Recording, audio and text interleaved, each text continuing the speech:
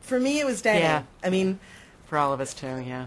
Created a character who, well, frankly, I would have married had he been real. Yeah, if we could have cloned his ass, that would have yeah. been pretty awesome. If you could just sort of somehow make them actual people. Exactly. Because Jeffrey Dean Morgan, while adorable and sweet, he's not Denny.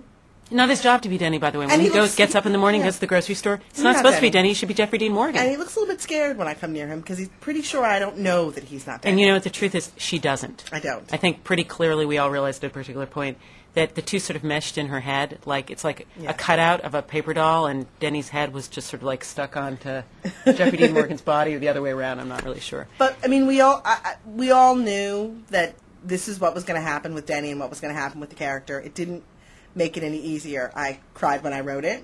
I cried when we shot it. I sobbed when we edited it. I sobbed when I watched the cut. I cried when I watched the last week's episode and Denny was still alive. It doesn't matter when I see it. I'm still not used to the fact that Denny is gone.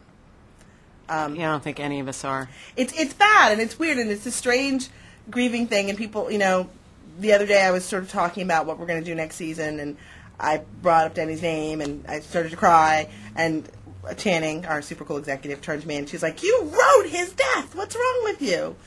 But I still maintain the thing that I don't feel like I'm writing the characters. The characters do what the characters are supposed to do. Which is partially why I think Shonda always says, and I think we all agreed, whether we liked it or not, Denny had to die because Denny was going to die. Yeah. And it was a reality that was bigger than you and was bigger than what we all wanted, because we would have loved to keep Denny alive and happy and forever and watch him go home and eat his breakfast and then sometimes, you know, take the garbage out and, you know, buy soap.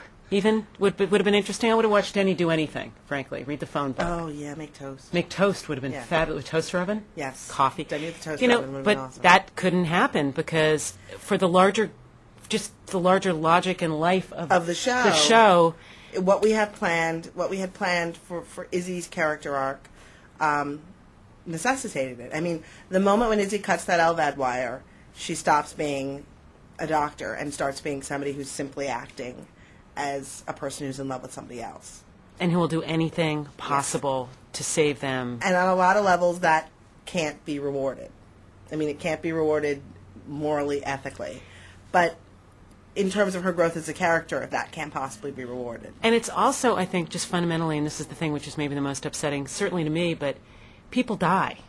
And I think certainly in our show, people die, and we're not scared of the fact that people die, but people we love and we care about die. And it happens sometimes without reason, and it happens when you least expect it. And that was part of the point, really. Yeah, I think it really is. That Denny got his heart, and you thought, okay, this is going to be okay. And it's not okay. And sometimes it just isn't. And the next step for a character very often is how do you deal with that kind of loss, and how do you deal with that change in your life, which I think is an important thing for Izzy to go through and for the other doctors to go through and to feel. And it's also, look, it's going back to Doc the dog. It's what happens when you lose anything you love. But I would just like to say that if you see me in a grocery store or in the airport or something, Or making toast. I did not do this on purpose to hurt you.